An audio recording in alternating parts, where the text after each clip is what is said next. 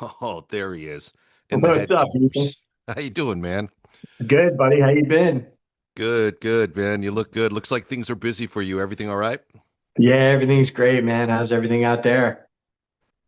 You know, it's a mix of dull and interesting at weird times. So it's, I guess, standard. We'll get to this. We'll catch up here in a minute, but let me start the show. You can all rest easy. I brought in an expert and a big fan of the Keanu Reeves film, The Replacements. Makes perfect sense that he is one of the world's most intrepid, formidable sports agents, Brett Tessler. How are you, buddy? Great, Ethan. Great to be back with you, man. Been a long time. It has been. I think the last time we saw each other, we were at the Rainbow with Gunnar Hansen, who the world remembers as Leatherface from Texas Chainsaw Massacre. Fun night. Fun night. He's Y- very much missed. But here you are in his shadow. Yeah, no, I remember that. We actually came by the studio, met you and your wife Yeah. on the show that day because I actually went back and looked at the picture from 12 years ago. It was us, Gunnar, Xander Berkeley, Brian Howe, Johnny Vatos, and Sam Lou. Yeah. 12 years ago. Yeah. Full house of incredible personalities. The most impressive, of course, is Brett Tessler of Tessler Sports. Hey, what does this time of year look like for you? We got a draft coming up. You're probably busy. Yep, and a NFL draft coming up in 2 weeks. So just talking to teams. In fact, just got off the phone with the Jets, the Colts, and the Commanders. So just getting all my guys ready for what they need to be doing. And the draft is like having a baby. It takes Yeah. so long the process is so long, and it feels like it's never going to come. But then when you get to that last, couple weeks, it's kind of a blur. So it's definitely a busy time, but happy to be with you. You know what, man? It's a privilege to actually talk to you about all this stuff. Now, if you can, since we don't get an opportunity to hear this kind of stuff often, what is it like when you talk to a team like the Jets? Like, how does that conversation go?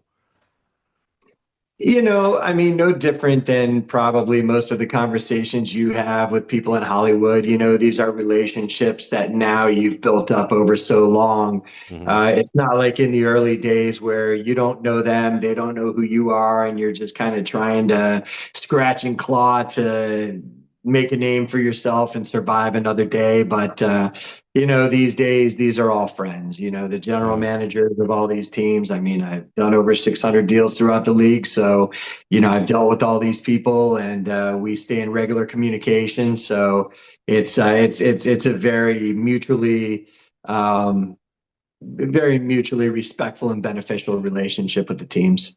Now, when you're calling and somebody says, "Hey, get rid of the commissioner," Brett Tessler's on the line. Get him on here immediately. Does it create any resentment with the league office or these other power players because you're moving in to get the killer deal done, or is there any kind? Is it like dramatic like that, or has everyone got a pretty relaxed understanding of how this goes? Everyone's got a pretty relaxed understanding, especially the people who've been in it the longest. I mean, it's just kind of another year, another Mhm. draft, but as it gets close, it still brings that excitement that I had in my earliest days in the business. And if I ever get Yeah. to a point where that excitement goes away and you can't really get fired up for the draft and, to see the excitement of your young incoming clients when they figure out where they're going to end up, if the time ever comes where that excitement goes away, then it's time to do something else. You know, look, I know we're here to talk about the epic Keanu Reeves film, The Replacements, and this is all day to day operations for you, and it's probably like walking through a Walmart in terms of being interesting. But for us, this is kind of exciting to hear because we don't get behind the NFL draft wall very often. Do you don't go to the draft, but you go to a client's house? How do you pick which client you're going to go hang out with, or how do you handle it? Or do you have You them all at know, your house? the whole going to the house thing, Ethan, it's not what you think it is because when you come into the draft and you have a good handful of guys like I have, I actually just need to be in my office right here where you see Mm, this is where all my work gets done. And so, I'm not at anybody's house. I'm not at the draft. I'm right here where I'm following every pick, charting every pick, figuring out how it's going to affect each of my clients, regardless, depending on what position they are, who gets drafted, how that affects us, good or bad. I'm mhm. constantly on the phone with them. I'm constantly on the phone with teams. So the draft is not a party for me. It's not a fun time. I mean, it's exciting fun, but it's not a relaxed kick back and let's see where our guys end up. I mean, it's a lot of pressure. I bet, and you're probably fairly efficient with the conversations. Are you like one of those multi cell phone guys, like our agents out here, who are like, hold on, yes, Cleveland, yes, what's that? Yes, Chargers, go. Do you have to like kind of juggle it all and make sure? And you're probably also part time, like hostage negotiator or psychologist, telling your guys, hey, relax. You'll go soon, or like don't get upset, don't get I mean, we saw Sanders fall like last year beyond the point of what anyone I think expected, and I'm sure his like posse was in his ear saying, hey, hang in there, don't worry about it, we'll get the chance to show him what you can do, which is probably true for all these guys. But is it part-time like hostage negotiator, part-time psychologist, part-time uh It's not It's not that bad, Ethan, because there's two kinds of agents. There's guys who sell dreams and, mhm. make hollow promises, and then there's guys who keep it real. And I'm one of the guys who keep it real. And I think as long as you prepare each client for what they realistically should expect, that's how you avoid disappointment, letting people down, and stuff like that. So for me, there's no talking anybody off a ledge because by the time this draft comes, I already know what to expect for each of these guys. And so I prepare them for the best case scenario, the worst case scenario. And so regardless how it plays out, they're prepared and they're ready. And ultimately they're happy to just get an opportunity to play in this league. And Right. that's the most important thing because when a guy goes on to have a long, successful, take a look at some of the guys behind me here. You got that guy Remmers. That guy was a 10-year starting tackle in the league who didn't get drafted, got cut, probably 10, 11 times and ended up starting two Super Bowls and made a lot of money. Raheem Mostert, who you see there, was one of my clients. The guy led the league in touchdowns a couple of years ago, starting running back in the Pro Bowl, set Mhm. the Dolphins record for most touchdowns in a season. Again, an undrafted guy who got cut by a bunch of teams. It took him, 2, 3 years to really end up getting traction and, going on to become what he is and was. But, so no, it's not about how these guys start, it's how they finish. Yeah, good point. Good point. And do you have teams you really enjoy talking to that are fun to communicate with, and other teams where you're like, oh, this fucking I guy? enjoy dealing with most of them. There's about three or four that I don't like, and it's no coincidence that those are the teams that most agents who I talk to don't like, but I won't be sharing with you who they are. Yeah, it's okay. Dude, why mention the Dolphins on a show like this? I mean, why give them any? I'm kidding, of course. We don't know who they are. We're just speculating. No, it's always good to see what you're doing, man, because you're definitely proactive, and it seems like 600 plus contracts. I mean, I didn't know it was that many, but you seem like you're busy with goodwill and on behalf of your clients. I mean, I know Gunnar loved you. And so I'm sure most people probably feel the same. How did you get into this? Like, did you just decide one day I'm going to be a sports agent?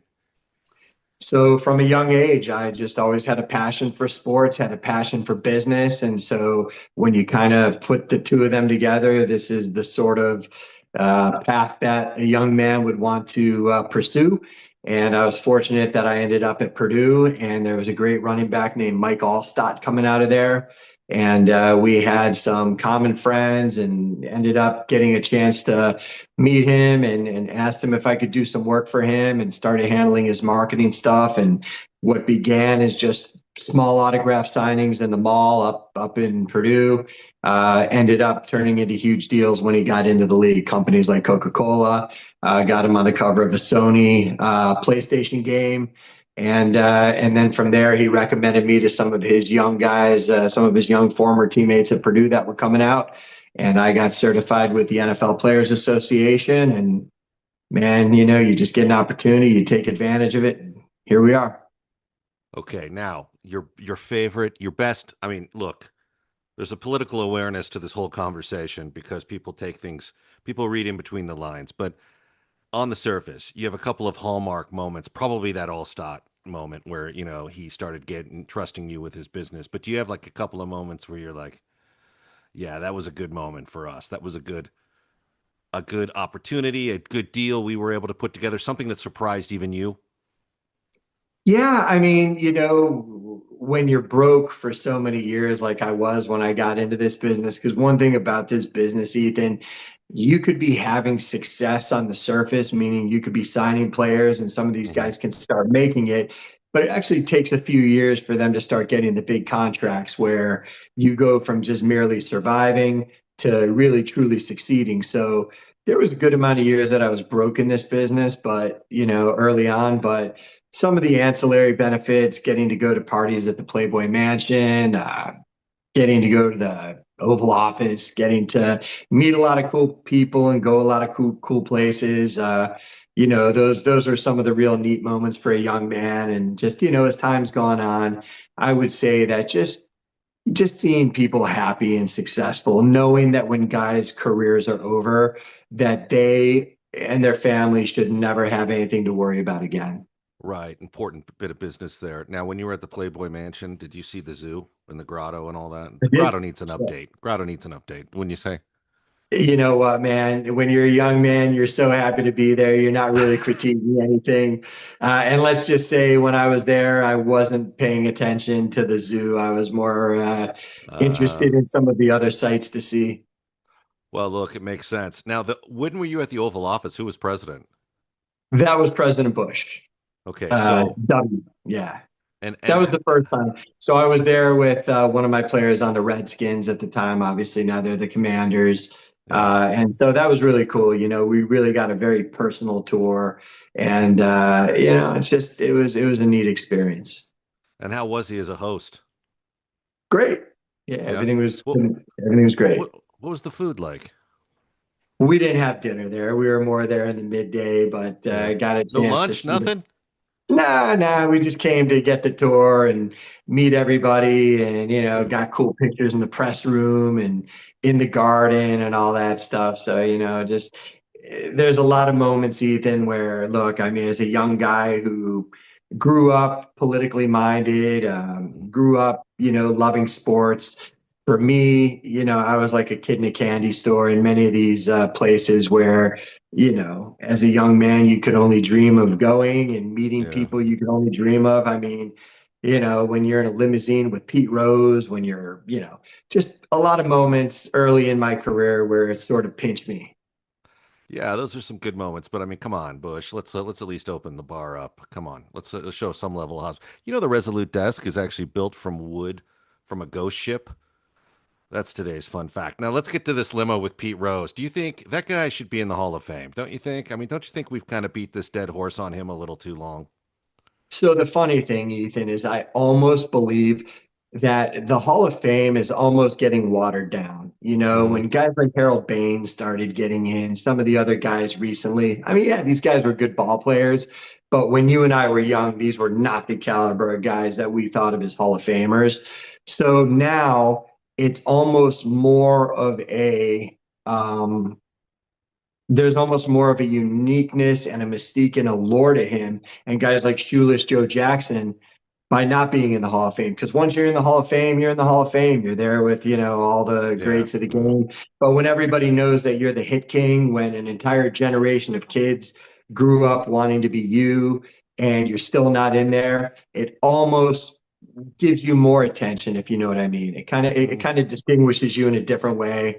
And obviously, everything the guy did on the field, everything he brought to the game was more than Hall of Fame worthy.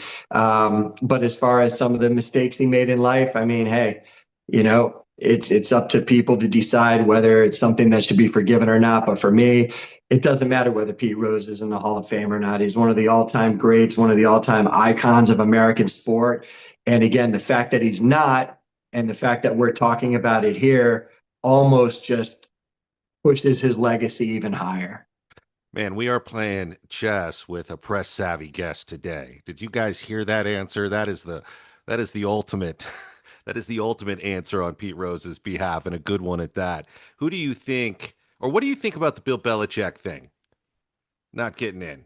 Same sort of angle? Like what the fuck are these guys Exactly doing? the same thing because now it's only making people realize how great he was Hmm. because when he ends up getting snubbed like that, I mean, look, of all the worthy candidates that got inducted in this cycle, I mean, Belichick could very well be not just the greatest coach in the history of football, maybe the greatest coach in the history of American sport.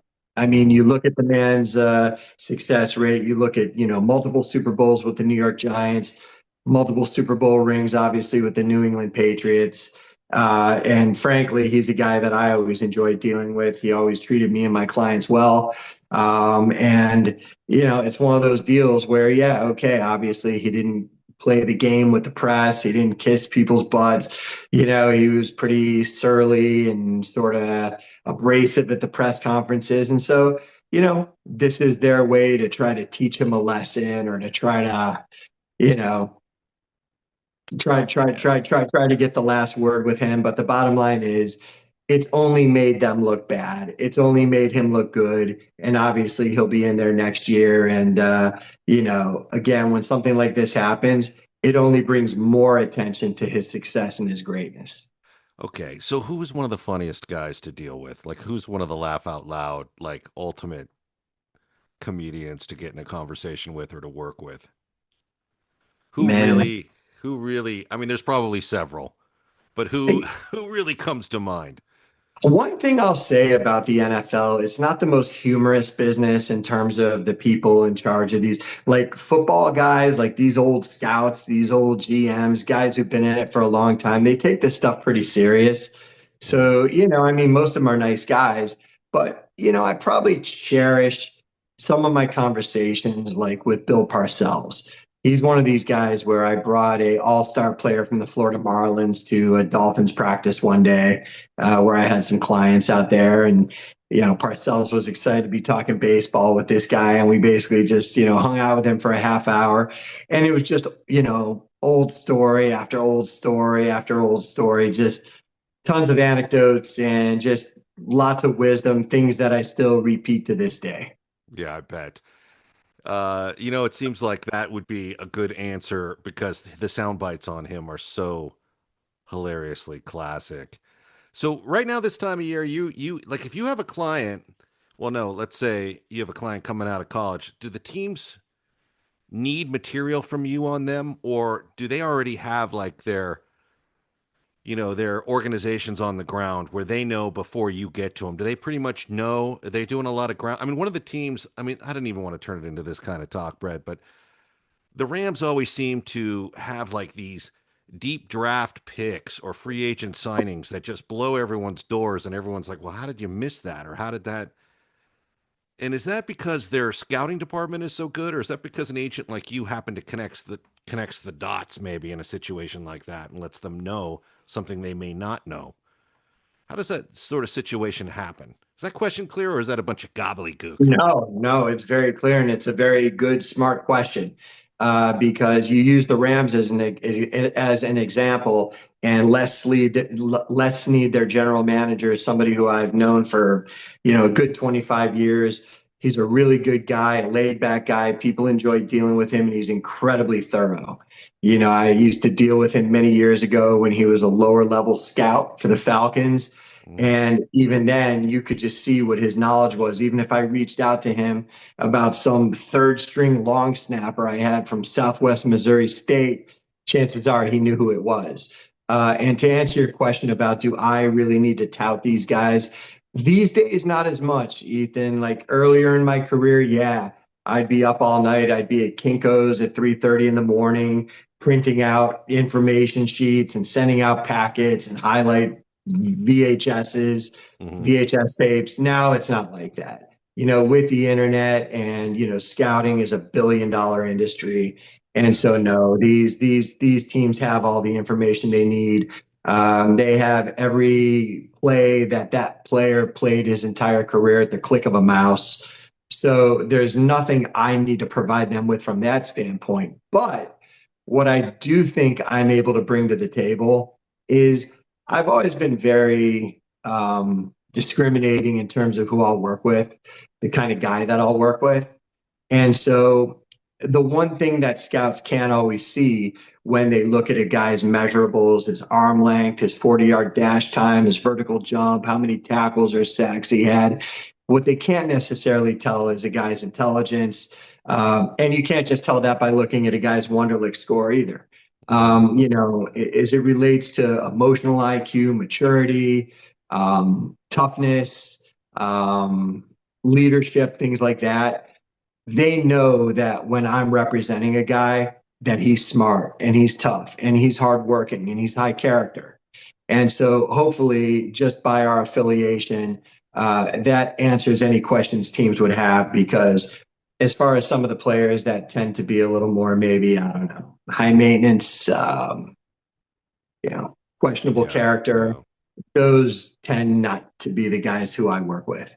Do you go to the combine and all that, or do you just leave Yeah. that to your? Yeah, you're there.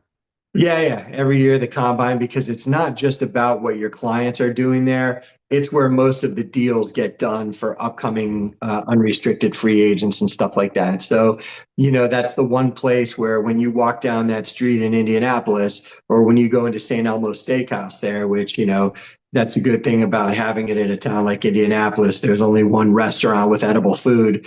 And so when you go to St. Elmo, a great steakhouse, you literally will look to your right and there's Mm-hmm. Jerry Jones and there's Mike Tomlin. You look to your left and there's Bill Belichick and it's really the who's who of every owner, executive, and coach in the league. So that's the most important thing. The most valuable thing for an agent about being there is that.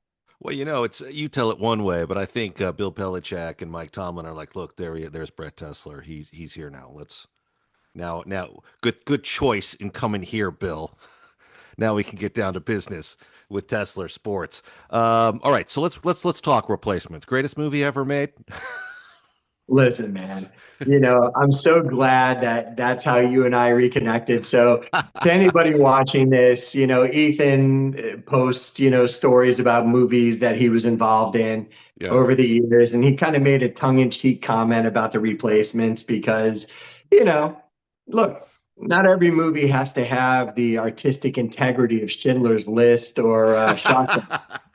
You know, it's yeah. like, there's some movies that are guilty pleasures, but I wouldn't even say I have any guilt about loving this movie. I think it's a great movie. It's just a fun movie. First of all, there's not a ton of sports movies, I mean, That's it's true. not That's like, true. so there's only a handful of sports movies every year that come out. And there's a handful of good football movies throughout the years. Obviously, Jerry Maguire was great when I was first coming into this business. It was neat Yeah. seeing, Tom Cruise portraying my industry. And then, there's movies like what was the movie with Denzel where he plays the coach? Yeah, remember the Titans? Yeah, Remember the Titans. I'm sorry. Incredible. It's a fun movie. I have to admit, I like that Great one a movie. lot. And then you get to the football comedies like Necessary Roughness and The Yeah, Replacements. yeah. And listen, man, you should be very proud to be affiliated with that movie because it is a movie that a lot of people in our industry enjoy. And look, anytime you have a movie with Keanu Reeves and with Gene Hackman, I mean, Gene Hackman gives anything credibility. I don't care what it is. And Yes. so Gene Hackman, who's always been kind of selective in the things he's done. And obviously, he starred in one of the most highly regarded sports movies ever in Hoosiers. Yeah. He was great in this. And then, of course, you had Brooke Langdon, who I had a major crush on. And, I always thought she was great. And so, yeah, man, I mean, as an NFL agent, it's fun because, people always say to me, they're like, do you enjoy watching Playmakers? Do you enjoy watching, what was the show on HBO that The Rock was on? Ballers, right? Ballers. People are like, do you enjoy watching Ballers? The answer is no, Hmm. because for me, like, I live that. Yeah. So on my free time, that's like a fireman coming home and watching Backdraft. You know what I Yeah. mean? Right. Like, I deal with, all the drama and all the stress and everything that you see on some of those kind of shows. So for me, when you can just watch like a lighthearted, fun football movie like The Replacements, it's just a great cult classic. A couple months ago, I was at my son's flag football game, and me and one of the dads, someone brought it up, and we were talking about it. So to this day, man, it's got its place, and it's a great movie, man. Well, look, the first thing, there's so many things to unpack with that statement. One is I'm not really good at this social media thing, so I'm glad I posted something that brought someone as epic as yourself into the comment section to give his opinion because it's always nice to see like the good people kind of remind you, like, hey, wake up. There's some fun things happening here. The truth is with that movie, I've been scolded a lot lately because I kind of had this running joke that I worked on all the big celebrity movies that were the forgettable ones for them, like Collateral with Schwarzenegger. And I mean, and so whenever I mention the replacements, I get scolded quite a bit because it does have a fan following. And Keanu is one of the all time great guys to work with. There's no question. I mean, with that one, I kind of came into it a little bit late. I was working my way through the studio courier department when feature development hired me, and the movie had already kind of started. But, I remember them saying, for some reason, the editor on it kept saying, it's Major Leaguer. It's Major Leaguer. What he meant was Major League, Yeah. but he's like, it's Major League. But it's like it's one of those things where, in all honesty, who cares if it's a model that's been snapped together before? If like you say, people sit back and have a few laughs, and it was a fun experience. It was a fun experience. Just when people mention Keanu Reeves, they don't mention anything I worked on. They go to like The Matrix or they go to Bill and Ted's. But it is good Well, that I'm glad the movie provided you with some entertainment. If nothing else, it's worth it for me just on that note alone. and seriously, man, like I'm not being funny when I say I appreciate your service on that movie because it's just, it's like comparing McDonald's to Capital Grille. You Yeah, no, know, that's true. it's two entirely different kinds of meals. It's like, yet there's a time and a place for both. And so a movie like The Replacements, it's funny. It's you don't really need to think very hard when you're watching it. It's not a deep story. I remember when my kids, when we moved into our house here, we have a pretty big theater room upstairs. That was one of the DVDs that I couldn't wait to show them as soon as I felt like they could get it when they were like 9 and 10.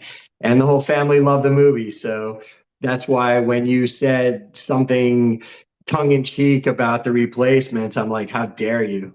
Yeah, yeah. Look, I will say I should say thank you to you because the comments you make on it are gold and actually always make me laugh when I see them. In fact, I think I posted like a Collateral thing, and your comment was, "This is not The Replacements." Although I appreciate the work that went into this, but this is clearly not or something very, very clever and funny. It was a definitely showed the caliber of comedic intellect you offer up. I mean, it's funny. I remember, like, I don't think I've actually seen it since the screening when it was all wrapped up. That was one of the things. And it's not because I don't like it or didn't think it was a bad movie. It's just one of those things where, life passes us by, I guess. But I remember sitting there and the big thing on the movie was the cost of all the music. I remember that being such a production issue. Every Warner Brothers had their meetings on Tuesday, where they would they would go over budgets and where everything was at. And that movie kept exceeding what was allotted for music licensing. And they were like, "Why? What?" They're like, "Well, we need 23 or 24 songs." They said, "You get 20." What's like the little things we were like focused on? You get 20, not 24.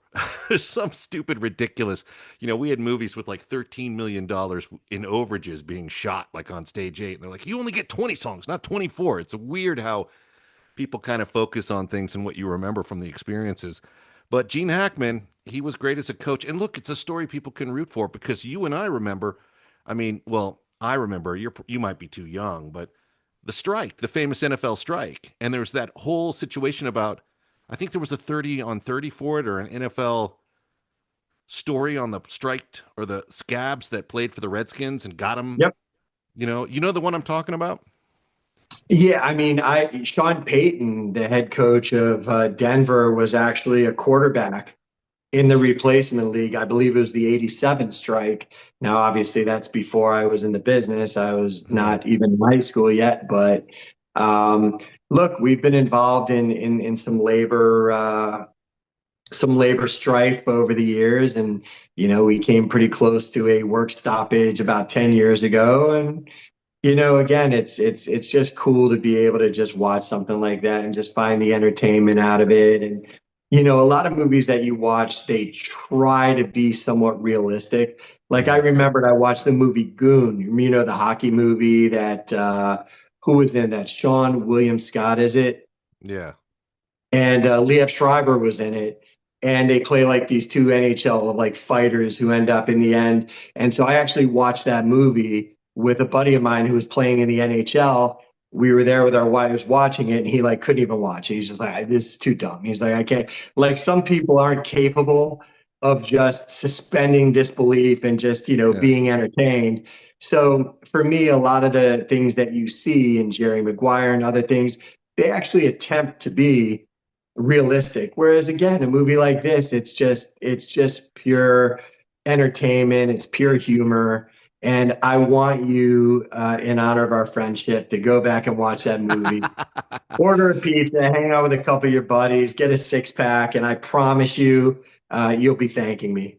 Because it's you asking, I'm going to do exactly that thing, and we will reconvene after I see it again. And it's going to be interesting. A lot of times I don't see some of these movies, and then when I get around to it, there's like a flood of production memories that'll come rushing back that I've totally either blocked out or forgotten about. So it will be interesting to. I mean, it's never been a bad movie. It's just one of those ones where people always say, "What have you worked on?" I'm like, well, probably everything you've forgotten about. So, but it's funny you mentioned Playmakers because I loved that show. I thought that was pretty good, and I remember mentioning it to Jamie Dukes at the NFL Mm, Network, and yeah. Deion Sanders said he liked it too, but Jamie Dukes said, "Oh no, they lost me when at halftime he ran out to go get a fix or something." I remember the very moment that Jamie Duke said he cashed out on it, but we were. It's funny to hear real people in the business, such as yourself, the real experts, talk about these movies that try to portray. And of course, the rumor is that the NFL didn't like it too much, which is why we don't have a season two. But it was entertaining, and I thought it was pretty well done. Do you have a favorite sports? They just did draft day a few years ago. Did you see that? That probably made you crazy. I saw it, and so that's an example of a movie that I had a hard time swallowing, Yeah, I just bet. because that movie is right up my alley. And Hmm. so nobody knows more how the sausage really gets made than I do. And so the movie was just so non-credible. Like it was just hard to. I like Kevin Costner. I remember I went and saw that movie with my dad. He was older when he was still around. So I love the idea of it, but just watching it was so hard because that one's so unrealistic. But what you asked me, my favorite sports movie, easily Major League. Really, really. Rick, we heard about your pitching out of Portland last year. I'm not really with them anymore. Well, we'd still like to take a look at you at our spring camp in Arizona, March the 1st. Well, I'm not sure I can make it by then. Charlie Sheen, Tom Berenger, Corbin Burnson. I mean, how can you beat that? I remember watching it in high school, right after one of my high school baseball games. Me and my buddies on the team went and saw it. That's probably a movie that I've seen easily in excess of 100 times. Nice. I like to hear it, man. And Charlie So Sheen. quotable, so many legendary quotes in that movie. I mean, it's still to this day, like every major league player has seen that movie 100 times. And in fact, I got a chance to meet Corbin Burnson at a film thing, and some of my friends who played for the Miami Marlins. A couple of these guys were starting pitchers. So, like one of them, Chris Volstad. I had Corbin Burnson autograph an 8x10, two bullies, strike this motherfucker out. Yeah. I've met Corbin too. He's a very, very fun guy to be around, class act of a Yeah. human being, and always gracious with that kind of thing too, in my experience anyway. Yeah, there's some good movies. And I'm gonna run a few by you, and you can say thumbs up or thumbs down and as to why. So we're gonna go Okay. sports movies here. How about The Natural with Robert Redford? And he just hasn't had that concentration that he showed in the early part of the season. His presence is trying to get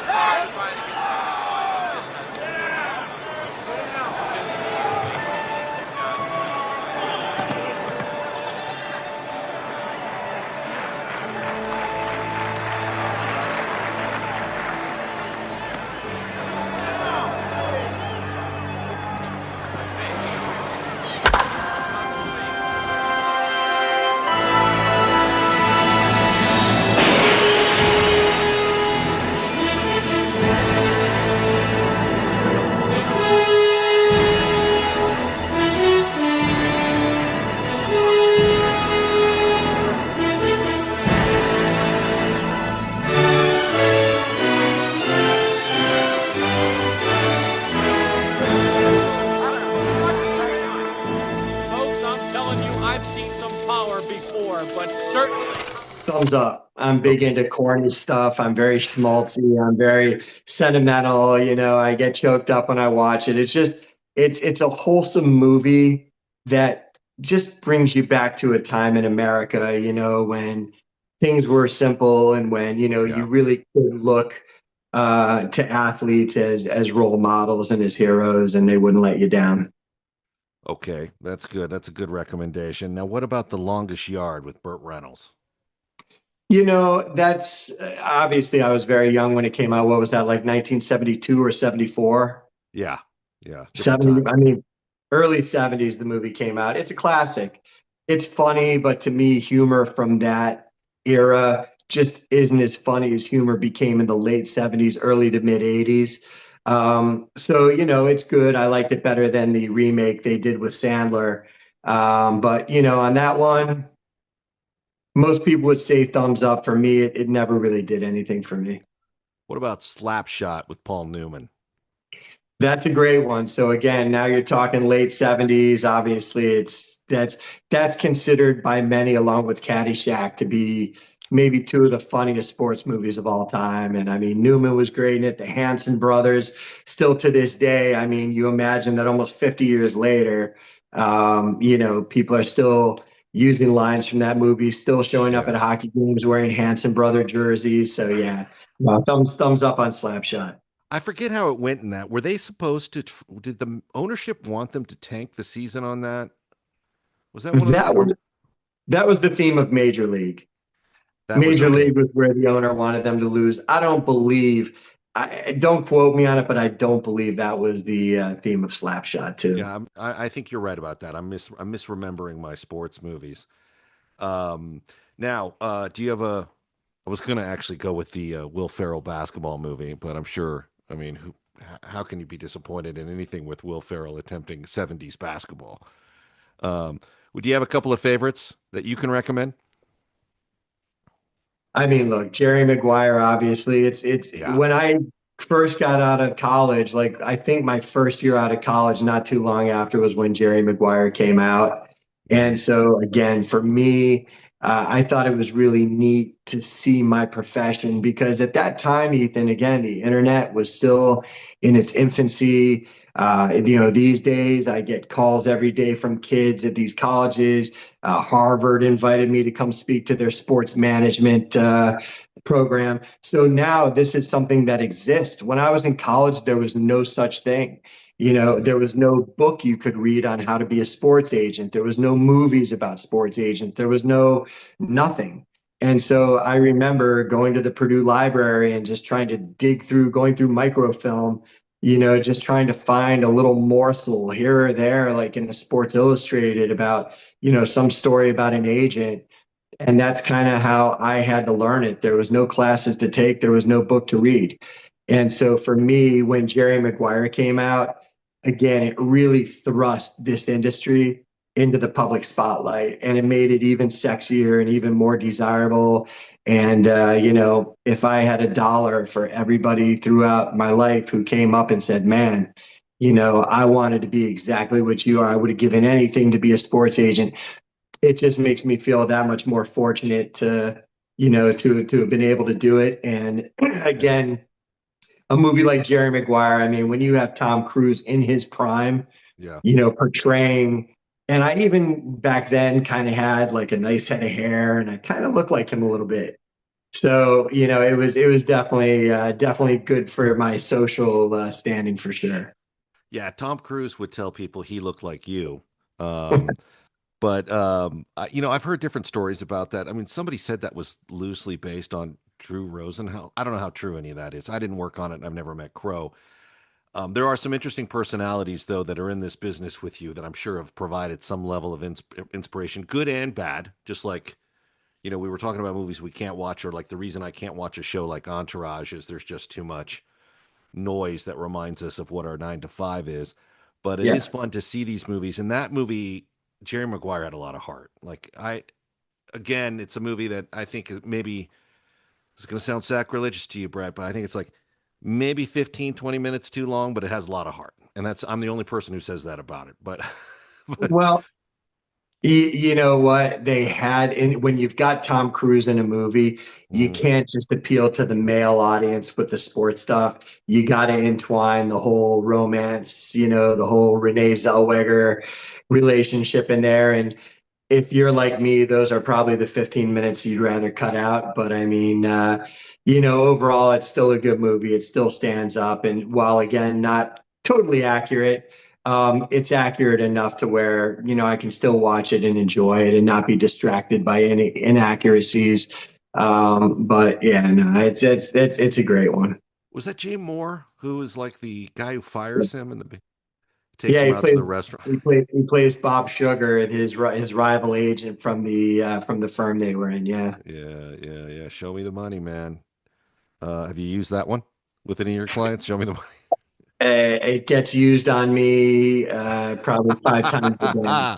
I bet it does. I'm sorry, And, buddy. and, as, and as you know, Ethan, if you're fortunate to do what you and I have been able to do, which is to be a part of industries that we, you know, always hoped we'd get a chance to do, whenever anybody comes up and says it, I always graciously, chuckle and say, yeah, it's a great movie and pretend like nobody's ever said that to me before.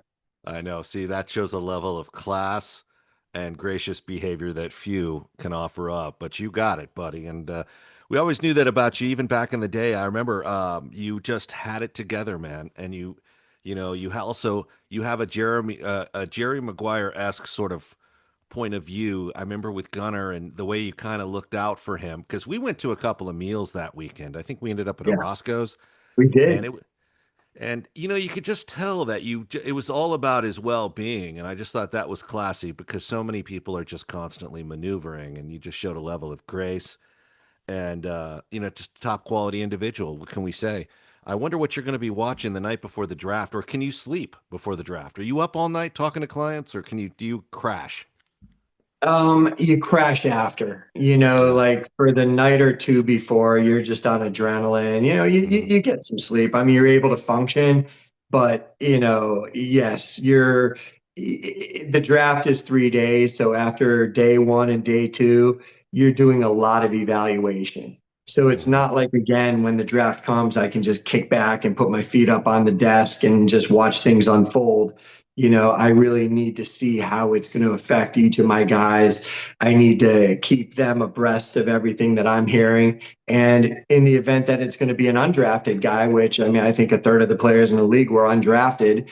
When you look at guys like Kurt Warner, Hall of Famer, Super Bowl champ, undrafted. Yeah. John Randall, one of the greatest D tackles ever, undrafted. James Harrison, one of the greatest linebackers ever. Priest Holmes. I mean, the list just goes on and on and on of Hall of Famers who weren't drafted. So that's where the real work begins because when that draft ends, these teams are all immediately scrambling, trying to sign the best remaining players. And there's a lot of good ones that, for one reason or another, slip through the cracks. At that point, you need to make an immediate decision of what's going to be the best situation for them. So you have to study the depth charts. You have to know who's under what contract and how many years are left and what that would look like as far as your client being able to beat them out. You got to look at scheme. You got to look at how they would fit in. A guy who could be the perfect fit on one team, if it's an offensive lineman or a defensive player, could be the absolute biggest non-fit on another team, totally worthless. So as an agent, these are the things you really need to do. And so that's really where a lot of the hard work goes. Do you have a lot of this mapped out like on a wall, or is this like so you can you sort of have your research? It's all drawn out like a battle plan, and then you just take it from there, or do you retain a lot of this on the fly in your head? All of the above, as Yeah. far as like, I do keep charts taped up right on the wall by my desk over there. Obviously, on my computer, I have everything going. I've got my TV here. So, watching things there. And then, of course, talking to a lot of people, hearing what they're saying. But yes, I have a lot of charts with data showing, which teams tend to have the highest amount of undrafted guys every year who make it. What the average bonus, average guarantee could be with one of those teams for one of those guys. So yeah, a lot of moving parts.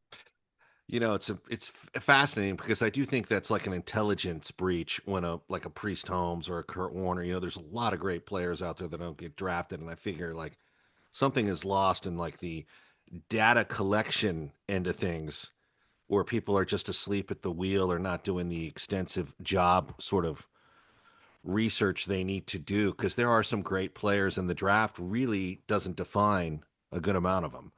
Whether they're drafted or not, they can still come in and drop a sledgehammer on things. So Scouting's an inexact science because yeah, you're trying to project something. You're trying to project. It's like trying to figure out what your high school 16-year-old son is going to be doing when he's 23. yeah, And so basically, that's like what it is for these teams. Just because a guy had success in college does not necessarily mean he's going to have success in the pros, and vice versa. Just because a guy maybe didn't play a lot in college, maybe he was stuck behind a good player or two, but ends up getting an opportunity and flourishes and ends up becoming better at the next level than all the players who were drafted way ahead of him. So, that's kind of the fun of the whole thing. It's definitely a little bit of a projection. It's a little bit of a gamble. And I always tell people, is it a coincidence that Tom Brady, the GOAT, was barely drafted? Is it a coincidence that Michael Jordan, the greatest player in the history of the NBA, or if you want to say LeBron, fine, but you get the picture. Is it a coincidence that Michael Jordan didn't make his varsity basketball team, his first try? Is it a coincidence that, Nikola Jokic, one of the best players in the NBA, one of the greatest players ever, was taken at the end of the draft as an afterthought? So I really do believe there's something that drives these guys. Obviously, the talent has to be there, but I believe that if you're a guy who didn't get things handed to you, if you were a guy who had to overcome the odds, if you're a guy who had to, get knocked down time after time and keep picking yourself up, those are the guys that just become the most insane competitors, just because, again, they can't afford to take anything for granted. And even, I think maybe there's a little of that applies to me because, when I got into this business, I had nothing. I just tried to hit the ground running and just tried to figure it out on the fly. And I'm very fortunate that some people believed in me and gave me opportunities. But I wasn't working for a big firm. I wasn't having top players handed to me. It was a long process that took a lot of struggle, a lot of, lean years. And so therefore, when you're fortunate enough to have some success, you don't take it for granted. right. We got to get an app that is like Brett Tessler's, like words of encouragement. So when players are feeling down, they can just press the button and hear, "Oh, I got this." I've seen some, documentaries on agents and what they go through and the level of commitment they have, and man, it is far from an easy line of work. We're gonna have to watch. I'm gonna have to rewatch The Replacements. I'm sure all those stories will come flooding back. It's funny because the head of one of the vice presidents at Warner Brothers always gives me a hard time. He's like, "Why are you so hard on that movie?" He's like, "I liked that movie. I liked doing that movie. Why are you always?" And I'm like, "I'm not really bagging on. I'm just saying it's like it's not the thing that comes to mind when you mention Keanu Reeves. It's what, but maybe it is. Shows what I fucking know. Excuse my language." But maybe it is, and I'm glad it's there for you, buddy. But I'll rewatch it, and maybe after the draft or when things slow down, we can get back on again and have another conversation and catch up about things because it's good to see you again. You too, Ethan. Would love to do it, man. And be sure to keep in touch. All right. Yeah, I will, man. Stay awesome. Brett Tessler, the world's most intrepid, daring, and innovative sports agent out there.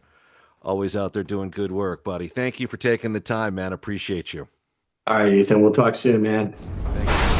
I was nothing more than a school teacher of mathematics en route to the Americas when a storm overtook our ship and tipped my world on its axis. I was rescued, but by who? You'll be allowed to stay on and work until we make the next port. We're not pilgrims. This is a warship. Can you fight or no? I'm a teacher. What the hell am I doing here? The inside before dark and cultured doors. Their presence means death. No quarter, kill all masters. Now available on Audible and everywhere dangerous books are sold.